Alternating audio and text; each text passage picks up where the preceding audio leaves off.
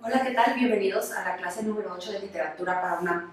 Bueno, ahora vamos a entrar a la parte más extensa o a la unidad más extensa de nuestra sección de literatura, que es los géneros y las corrientes literarias. Bueno, en primer lugar, tenemos que entender que un género es una agrupación de temas, una agrupación de obras literarias por tema, ¿sí?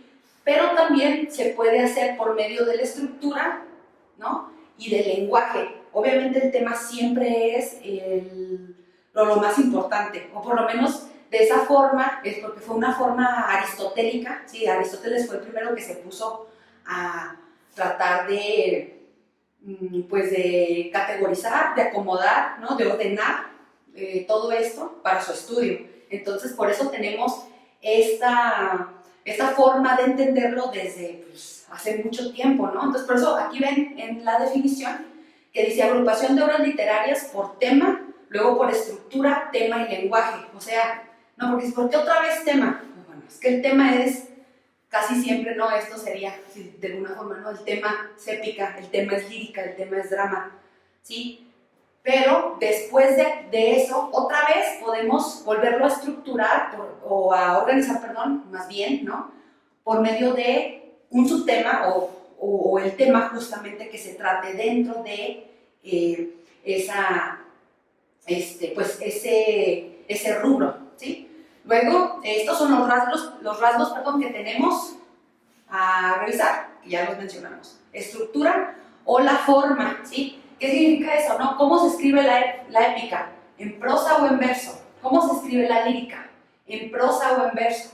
¿No? Eso es la estructura. Ahora, el temático, ¿no? El rasgo temático, pues ya como les decía, ciencia ficción, que si es didáctico, se habla de amor, de odio, de terror, de acción, etcétera, etcétera, ¿no? Sabemos que además se han creado, aquí tenemos unos cuantos subgéneros, pero ya en este tiempo todo puede ser de todo, ¿no? Hay mucha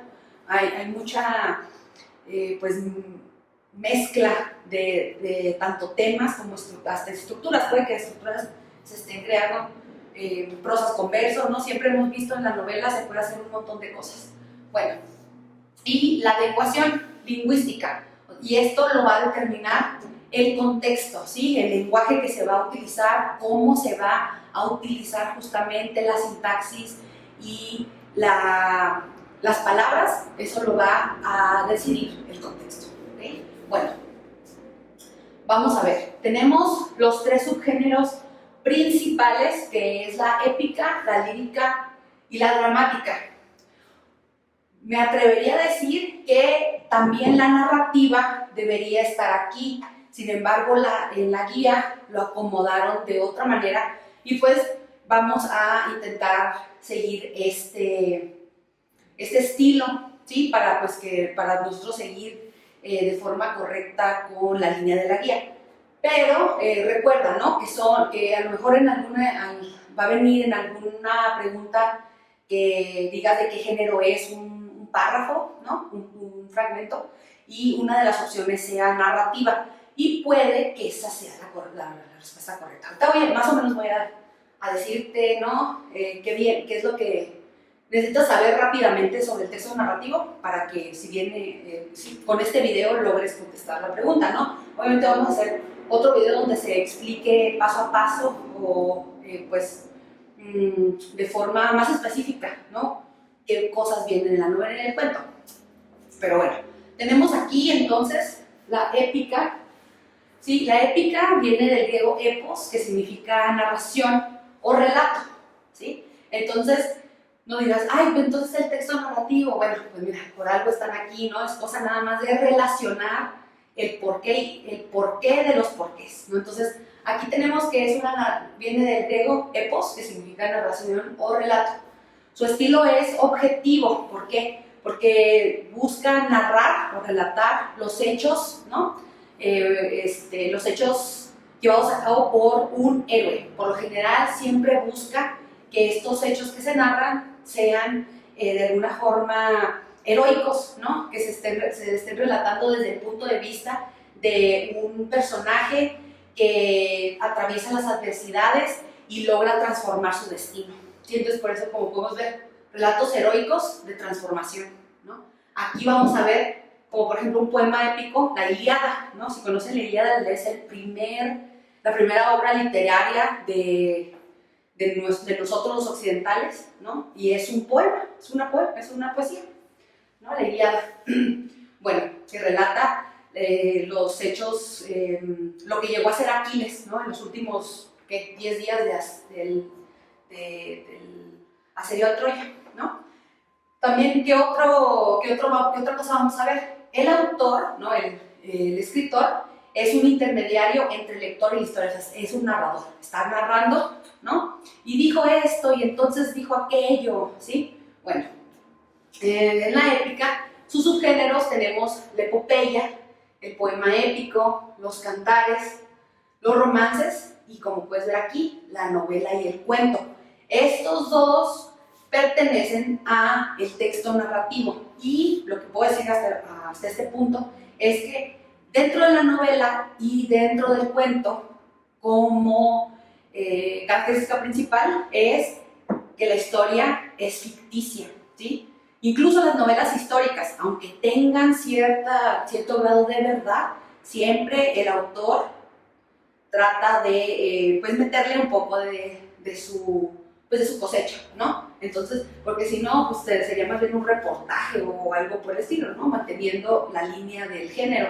Entonces, por eso la novela y el cuento están dentro del texto narrativo, y una de sus características principales es que la historia o la narración va a ser ficticia, ¿sí? O no es completamente cierta.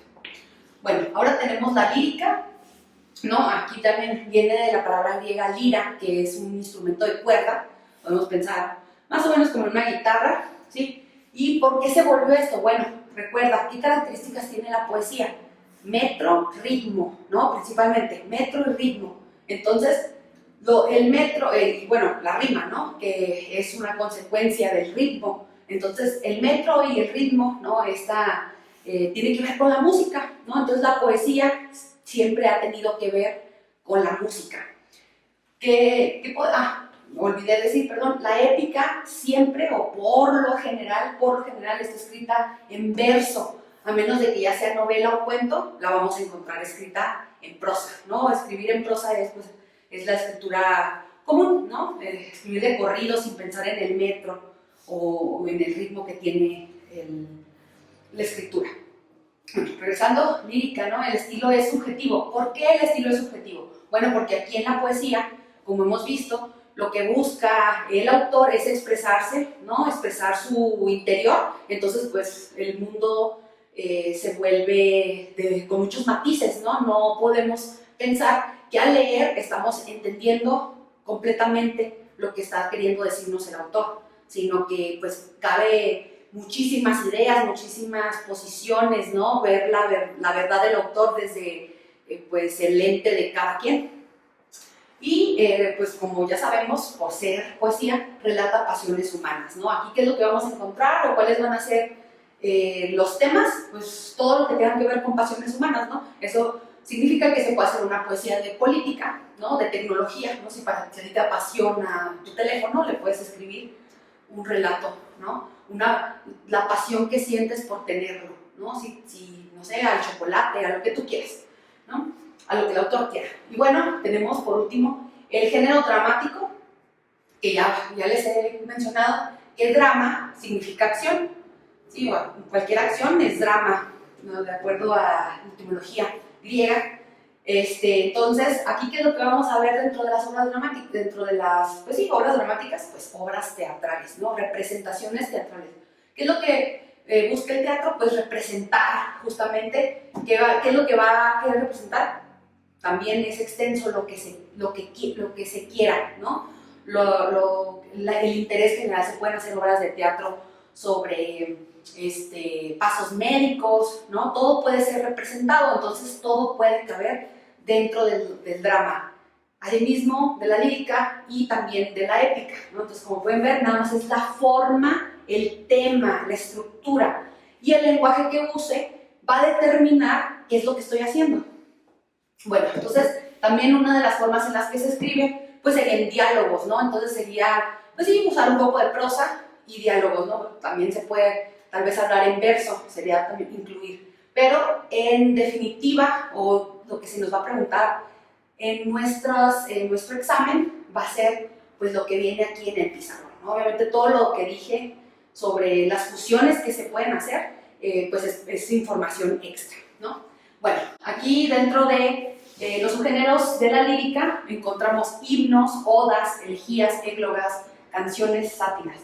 Y en el dramático, tragedias y comedias, ¿no? Que ya vieron que era lo más común, dramas, no, tragicomedias también llamadas, el entremés, la ópera, la zarzuela y el samete, ¿no? Cinete, perdón. Que no entendí aquí lo que escribí. Bueno, entonces estos son los que lo que vamos a estar revisando, ¿no? Estos son los géneros que van a estar metidos dentro de las corrientes literarias. ¿Por qué? Porque ya una corriente literaria vamos a ver que también tiene estructura, etcétera, etcétera, pero también va a ir determinado más que nada por la época, ¿sí? ¿Qué es lo que se estaba pensando en ese momento? Fue lo que desembocó en la corriente literaria, ¿no? Pero es importante saber que pues hay todo esto, existe todo esto y se nos va a preguntar en el examen y tenemos que saberlo identificar. Entonces, hay que revisar en la plataforma siempre. Si viene más información, algunos ejemplos, ¿no? Sobre los subgéneros para que los revises, ahí deben de venir algunas lecturas también para que vayas empezando a entender o a asociar más bien las características de cada uno de los géneros y subgéneros en caso de que se necesite con los textos, ¿no? Tienes que leer, tienes que revisar todo eso para que veas cómo se está aplicando, ¿no? Y también asocies a los autores de cada uno. Bueno, espero esté claro todo esto, ¿no? Si no, ya sabes que puedes hacer las preguntas pertinentes en las sesiones. Gracias.